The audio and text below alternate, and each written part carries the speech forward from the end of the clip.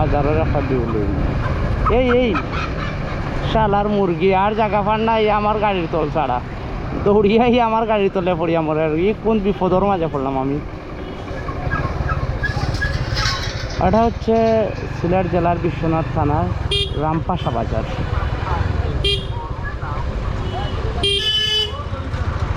এটা রামপাশা বাজার, যে এইখানে একটা দারুণ ব্যাপার আছে।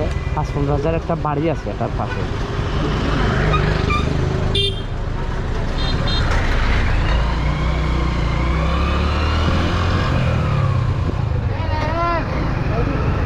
এটা বৈরাগী রোড, আর এই সোজা চলে গেছে লামাকাজি রোড। আজকে আমি লামাকাজি রোড হয়ে চলে যাব, কারণ হচ্ছে লামাকাজি রোডে আমি বিভিন্ন মানুষের কাছ থেকে জানতে পারলাম যে এই রোডটা মোটামুটি সুনামগঞ্জের একটা ফিল পাওয়া যায়। দুই পাশে হাওর ভর্তি পানি, আর মাঝখান দিয়ে একটা রাস্তা চলে গেছে।